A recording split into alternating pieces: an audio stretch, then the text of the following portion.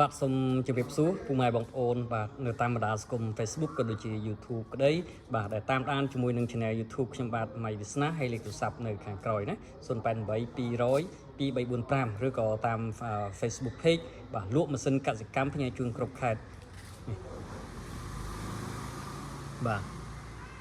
អញ្ចឹងថ្ងៃនេះគឺខ្ញុំសូមណែនាំអំពីប្រភេទគ្រឿងបន្លាស់បាទសម្រាប់ពុកម៉ែបងប្អូនដែលទិញទៅតែងតែមានការព្រួយបារម្ភក៏ដូចជា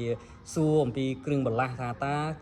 ទិញហើយមានគ្រឿងបន្លាស់ហើយគ្រប់គ្រាន់ឬក៏យ៉ាងម៉េចបងប្អូនមានការព្រួយបារម្ភឬក៏មានការភ័យខ្លាចអំពីគ្រឿងបន្លាស់ខ្លាចទិញហើយអត់មានគ្រឿងបន្លាស់ណាសម្រាប់នៅកន្លែងបាទយើងខ្ញុំបាទគឺនៅក្នុងឃ្លាំងគឺមានគ្រឿងបន្លាស់គ្រប់គ្រាន់បាទបើសិនជាមានការខ្វះខាតអស់ស្តុកក៏យើងមានកំងបន្តមករហូតដូចគ្នាណាហ្នឹងហើយនេះគឺសម្រាប់បងប្អូនដែលទិញជាមួយនឹងប្រភេទម៉ាស៊ីនបាទហាន់ដាំចេកណានេះគឺជាគ្រឿងបន្លាស់សម្រាប់ប្រភេទហាន់ម៉ាស៊ីនហាន់ដាំចេកឬក៏ម៉ូទ័របាទសម្រាប់បងប្អូនចង់បានយកទៅកែច្នៃណាយកទៅកែច្នៃខ្លួនឯងក៏បានបាទឬក៏បងប្អូនដែលមានម៉ាស៊ីនហើយមានការខូចខាតឬក៏វាលែងមុតឬក៏វាសឹករារើខ្លាំងបងប្អូនអាចបញ្ជាទិញណាកំងបានបាទយើងមានសេវាកម្មផ្ញើជូនបងប្អូនមកគ្រប់25ខេត្តក្រុងណាតាមវិរៈបន្ថែមក៏បានឬក៏បងប្អូនមានស្គាល់ឡានតាក់ស៊ីដែលឡើងមកពីតំបន់បងប្អូនមកយើងអាចដឹកទៅឲ្យនៅដល់ឡាននឹងក៏បានណាហ្នឹងហើយសម្រាប់បងប្អូនកែច្នៃណាខ្ញុំសូមណែនាំបាទសម្រាប់បងប្អូនយកទៅកែច្នៃបងប្អូនប្រើជាមួយនឹងបាទប្រភេទកំបិតប្រភេទនេះទៅបាទស៊េរីនេះគឺងាយស្រួលបាទក្នុងការកែច្នៃសុវត្ថិភាពចាប់គឺមាំបានល្អបាទអ្វីដែលសំខាន់គឺយើងមុតបានល្អទៀតណាហាន់ដាំចេកឬក៏ស្មៅអីគឺវាម៉ត់ល្អមែនតើបាទហើយខាងនេះគឺជាប្រភេទវាយកតុណាសម្រាប់បងប្អូនដែលទិញជាមួយនឹងម៉ាស៊ីនវាយកតុទៅវាតែងតែមានការសឹកឬក៏វាវាយទៅវាលែងម៉ត់កតុអីទៅយើងអាចទិញជាទិញបានកំងទិញបានបាទហើយនេះគឺជាប្រភេទជួរបោចមាន់ដែលស្វិតណាជួរប្រភេទនេះគឺប្រភេទជួរដែលស្វិតល្អបាទស្វិតល្អហើយមិនងាយដាច់ទេហើយក៏មិនមានសភាពទន់មិនធ្វើឲ្យប៉ះពាល់ឬក៏ខូចខាតទៅលើសាច់មាន់ស្បែកមាន់របស់យើងទេណាហើយមានម៉ូទ័របាទយើងមានជាច្រើនប្រភេទទៀតមានកញ្ច្រែងបាទឥឡូវយើងមើលមកខាងនេះនេះគឺសម្រាប់កញ្ច្រែងវាយកតុណាកញ្ច្រែងវាយកតុនេះគឺយើងមានតាមទំហំលីណាទំហំលីយើងមានតាំងពី 0.8 មានថាអត់ដល់1លីទេវាក្រម1លីហើយមាន1លី1លី2 1លីកន្លះហ្នឹងហើយបងប្អូនអាចចង់បាននឹងប្រហោងធំជាងណាបងប្អូនអាចកំងបានដូចគ្នាណាហើយមានម៉ូទ័រណាសម្រាប់បងប្អូនដែលមានការខូចខាតម៉ូទ័រនេះគឺជាប្រភេទម៉ូទ័រស្ពាន់ណាម៉ូទ័រស្ពាន់សុទ្ធ 100% បាទមានការធានាត្រឹមត្រូវជូនពុកម៉ែបងប្អូនវាដែលសំខាន់គឺស៊ីភ្លើងតិចកម្លាំងខ្លាំងបាទខ្ញុំហ៊ានធានាថាម៉ូទ័រប្រភេទនេះគឺល្អជាងម៉ូទ័រប្រភេទផ្សេងខ្ញុំមានម៉ូទ័រជាច្រើនណានៅក្នុងឃ្លាំងខ្ញុំមានច្រើនមិនមានតែប៉ុណ្្នឹងទេខ្ញុំមានម៉ូទ័រជាច្រើនប៉ុន្តែខ្ញុំហ៊ាននិយាយធានាជូនពុកម៉ែបងប្អូនថាម៉ូទ័រស៊េរីនេះគឺល្អជាងគេសម្រាប់ជាប់ជាមួយនឹង M150 ម៉ាស៊ីនវាយកតុបាទឬក៏បងប្អូនដែលមានតម្រូវការដូចជាយកទៅភ្ជាប់ជាមួយនឹងម៉ាស៊ីនបូមទឹកក៏ដូចជាម៉ាស៊ីនបាញ់សម្រាប់បងប្អូនលាងឡានបាទពីច្រើនគឺកំងច្រើនមែនតើសម្រាប់ម៉ូទ័រប្រភេទនេះហើយខាងនេះគឺជាប្រភេទម៉ាស៊ីនណាម៉ាស៊ីនសាំងម៉ាក brand របស់ Yokohama បាទយើងមានទាំង direct មានទាំងប្រភេទច្រៀងមានច្រើនបាទនៅក្នុង stock ខ្ញុំថតជូនពុកម៉ែបងប្អូនណាហ្នឹងហើយហើយខាងលើនេះគឺវីតាមីនណាហ្នឹងហើយយើងមានម៉ាស៊ីនជាច្រើនគ្រឿងបន្លាស់ជាច្រើនឥឡូវនេះយើងរៀបរាប់មួយទៀតគឺជាប្រភេទកំបិត K300 ដែលបងប្អូនដែលសួរថាចុះកំបិតតូចៗនៅខាងក្នុងមានអត់យើងមានជាសំណុំជាឈុតជូនពុកម៉ែបងប្អូនតែម្ដងណាបងដោះចេញហើយដាក់ចូលថ្មីបានស្រួលតែម្ដងណាហើយមកខាងនេះគឺមានរឡូបាទ S250 S200 បាទរឡូ4សម្រាប់ S200 ហើយរឡូ3សម្រាប់ M150 M140 បាទហើយមានកញ្ច្រែងបាទរួមមានគ្រប់គ្រាន់សម្រាប់គ្រឿងបន្លាស់អញ្ចឹងពុកម៉ែបងប្អូនទិញឬក៏មានការកំងទិញឬក៏មានចម្ងល់អីផ្សេងមិនបាច់បងប្អូនហើយចាំទិញចាំទេសួរទេណាខសួរទេបងប្អូនមានចម្ងល់អីឬក៏មានចំណាប់អារម្មណ៍ថាមានផែនការចង់ទិញបងប្អូនអត់ទាន់ដឹងពីព័ត៌មានច្បាស់លាស់បងប្អូនអាចកំងឬក៏ខលមកសួរបានណាខលសួរសិនក៏បានណាហើយយើងមានម៉ាស៊ីនជាច្រើនប្រភេទទៀតនៅក្នុងឃ្លាំងបាទខ្ញុំសូមបង្ហាញជូនពុកម៉ែបងប្អូនបាទនៅក្នុងឃ្លាំងគឺយើងមានប្រភេទម៉ាស៊ីនជាច្រើនទៀតណានេះនេះគឺជាប្រភេទម៉ាស៊ីនវាយកតុសម្រាប់ពុកម៉ែបងប្អូនតែងតែ កំងទិញឬក៏មានតម្រូវការជាមួយនឹងកតុច្រើនយើងមានចិញ្ចឹមជ្រូកចិញ្ចឹមមាន់ចិញ្ចឹមទាហើយយើងទិញកតុពីគេមកពេលខ្លះកតុពីគេមកយើងទិញមក1គីឡូរហូតដល់មាន1000ជាងក៏មានដែរប៉ុន្តែកតុហ្នឹងគឺជាប្រភេទកតុដែលកិនឬក៏ស្វែងចេញពីសបកស្រូវទេអញ្ចឹងសម្រាប់ប្រូតេអ៊ីនវីតាមីនគឺវាធ្លាក់ហើយយើងប្រៀបធៀបជាមួយនឹងស្រូវវិញបើយើងទិញស្រូវបាទខែដែលគេសម្បូរខែដែលគេប្រមូលផលជួកា1គីឡូ8-900បាទហើយយើងវាយទៅគឺវាមានសារជាតិទាំងអាហារថាមពលគឺគ្រប់គ្រាន់វាមានច្រើនណាយើងមានច្រើនយើងអត់តន់តឡើងទេគាត់ថាយើងនេះគឺយើងតឡើងយើងមានភ្ជាប់ជាមួយនឹងម៉ាស៊ីនភ្ជាប់ជាមួយម៉ូទ័រណាហើយភ្ជាប់ជាមួយម៉ូទ័រគឺជាប្រភេទម៉ូទ័រល្អដោយតែខ្ញុំបានបញ្ជាក់អញ្ចឹងយើងមានការធានាត្រឹមត្រូវចំពោះម៉ូទ័រនេះគឺយើងធ្វើមកគឺសម្រាប់វាយកតុនេះជុំមកវាគឺ2900ជុំលឿនណាហើយយើងក៏មានជុំយឺតដែរណាសម្រាប់បងប្អូនដែលមានតម្រូវការហើយយើងមានម៉ាស៊ីនជាច្រើនប្រភេទទៀតយើងចូលមកខាងក្នុងបាទខ្ញុំសូមផ្លេចបញ្ជាក់ខាងនេះគឺជាប្រភេទម៉ាស៊ីន0ចំណីណាដែលខ្ញុំបានចូលនេះគឺជាប្រភេទម៉ាស៊ីន0ចំណីបាទហើយយើងមានបោចមាន់ជាច្រើនទៀតនៅខាងក្រៅណាហើយយើងរុំខ្ញុំថតហ្នឹងគឺចង់បង្ហាញពីឃ្លាំងតែម្ដងបាទនេះ K300 ណាដែលតំបន់បងប្អូនអត់មានភ្លើងបងប្អូនអាចប្រើជាមួយនឹង K300 ដែលភ្ជាប់ជាមួយនឹងម៉ាស៊ីនសាំង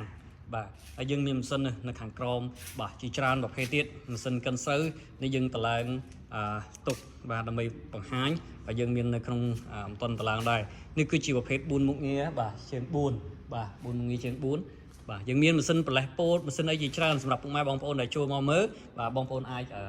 មានចម្ងល់អីមានចំណាក់អារម្មណ៍ទៅលើម៉ាស៊ីនមួយណាបងប្អូនអាចកំងទិញឬក៏បងប្អូនអាចសួរជាមួយនឹងព័ត៌មានបន្ថែមបានដើម្បីឲ្យខាងខ្ញុំបានរៀបរាប់ក៏ដូចជាណែនាំជូនពុកម៉ែបងប្អូនថាតើបងប្អូនបាទមានតម្រូវការ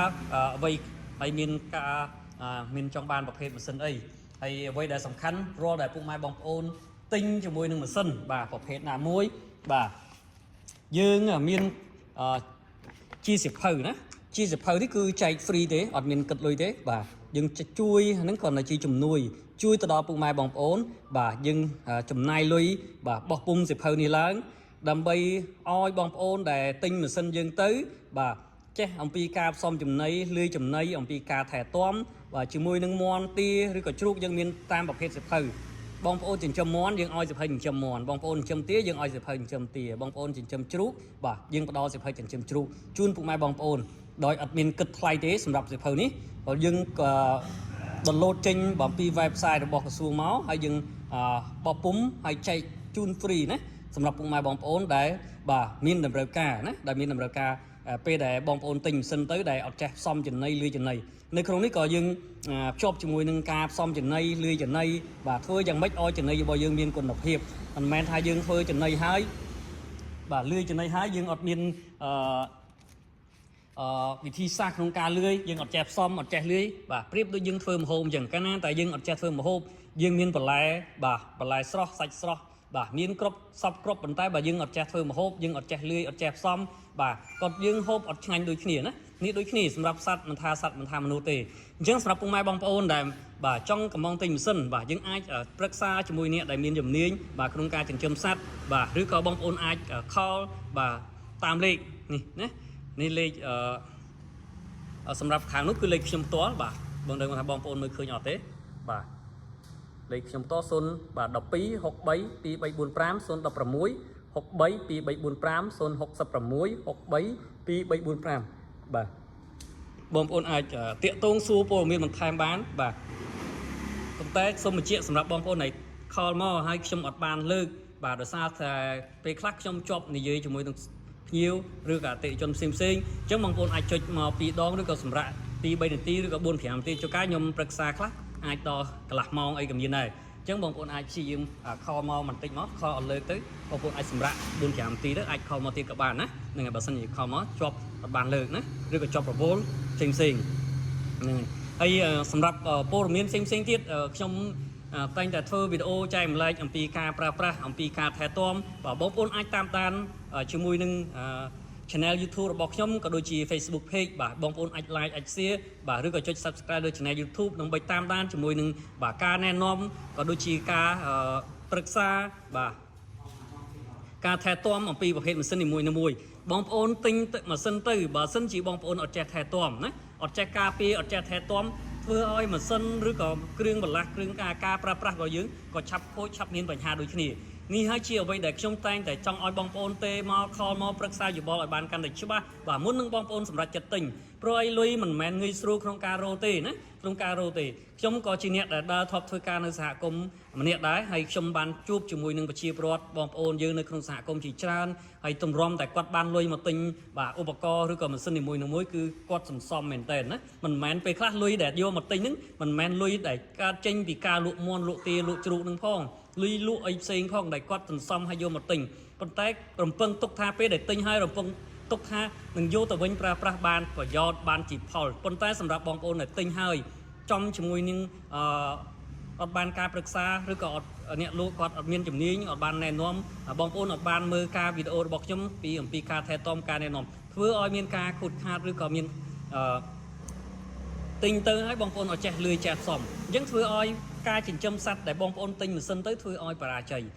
ជ័យពេលដែលបងប្អូនផ្សេងទៀតគាត់ឃើញម៉ាស៊ីននៅក្បែរហ្នឹងគាត់ចង់បានពេលដែលឃើញបងកើតអញ្ចឹងមានបញ្ហាអញ្ចឹងធ្វើឲ្យគាត់មិនចង់ទិញនេះហើយជាមូលហេតុដែលខ្ញុំតែងតែចង់ឲ្យបងប្អូនបាទខលមកប្រឹក្សាយោបល់មកជួបជាមួយនឹងខ្ញុំផ្ទាល់នៅកន្លែងឃ្លាំងឬក៏ជួបជាមួយនឹងក្រុមការងារខ្ញុំបាទដើម្បីប្រឹក្សាយោបល់ជូនពុកម៉ែបងប្អូនឲ្យកាន់តែច្បាស់ដើម្បីឲ្យបងប្អូនបាទទិញទៅហើយប្រាស់បានប្រយោជន៍បានចំណេញណាបានចំណេញទៅលើការទិញហ្នឹងបាទអរគុណច្រើនបាទសម្រាប់ការតាមដានវីដេអូនេះពីដើមដល់ចប់បាទសូមបងប្អូនបាទមានចំណាប់អារម្មណ៍ឬក៏ចង់បានជាមួយនឹងម៉ាស៊ីនណាមួយកុំភ្លេចបាទទំនាក់ទំនងមកប្រឹក្សាយោបល់ជាមួយនឹងខ្ញុំបានបាទដូចជាក្រុមការងាររបស់ខ្ញុំបើបងប្អូនមើលតាម Facebook Page បងប្អូនអាចឆាតចូល Page បាទឬក៏បងប្អូនអាចចូលទៅលើ Telegram បាទខ្ញុំនឹងដាក់ជា link បាទចូលនៅក្នុងនេះដូចគ្នាដើម្បីឲ្យបងប្អូនងាយស្រួលសម្រាប់មានការទំនាក់ទំនងសួរប្រឹក្សាយោបល់បាទមុននឹងបងប្អូនសម្រាប់ចិត្តទិញបាទអរគុណច្រើនបាទសូមបញ្ចប់ជាមួយនឹងវីដេអូត្រឹមតែប៉ុណ្្នឹងហើយយើងជួបគ្នាជាមួយនឹងវីដេអូក្រោយដែលនឹងរៀបរាប់អំពីការងារក៏ដូចជាការផ្សំចំណីក៏ដូចជាការប្រើប្រាស់ការថែទាំទៅលើប្រភេទម៉ាស៊ីនផ្សេងទៀតដែលបងប្អូនមានចំណាប់អារម្មណ៍បងប្អូនអាចតាមដានមើលបន្ថែមទៀតអរគុណបាទសូមបញ្ចប់ត្រឹមហ្នឹង